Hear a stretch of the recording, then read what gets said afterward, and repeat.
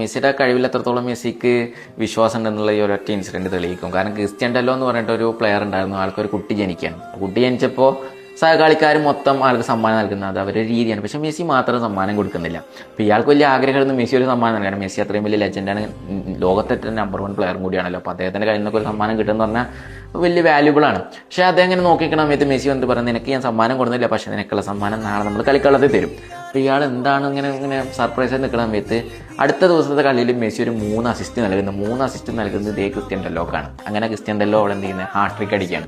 ഒന്ന് ആലോചിച്ച് നോക്കണം, മെസ്സി അത്രക്കും ഉറപ്പായിരുന്നു എൻ്റെ കഴിവിൽ അത്രയും വിശ്വാസമുണ്ട്. കാരണം നാളെ ഞാൻ ഇതുവരെ കൊടുത്ത എല്ലാവരെയും കാട്ടി മികച്ച സമ്മാനമായിരിക്കും ഞാൻ കൊടുക്കുക, അത് എൻ്റെ കഴിവ് കൊണ്ടായിരിക്കും. അത്രയും വിശ്വാസമുള്ളതുകൊണ്ടാണ് മെസ്സിക്ക് അങ്ങനെ പറയാനും അതേപോലെ നടപ്പിലാക്കാനും കഴിഞ്ഞത്. അപ്പോൾ നമ്മൾ മനസ്സിലാക്കേണ്ട, പലപ്പോഴും നമ്മുടെ കഴിവിൽ നമ്മൾ വിശ്വാസം ഇല്ലാത്തടത്തോളം കാലം നമുക്കൊന്നും അച്ചീവ് ചെയ്യാൻ പറ്റില്ല.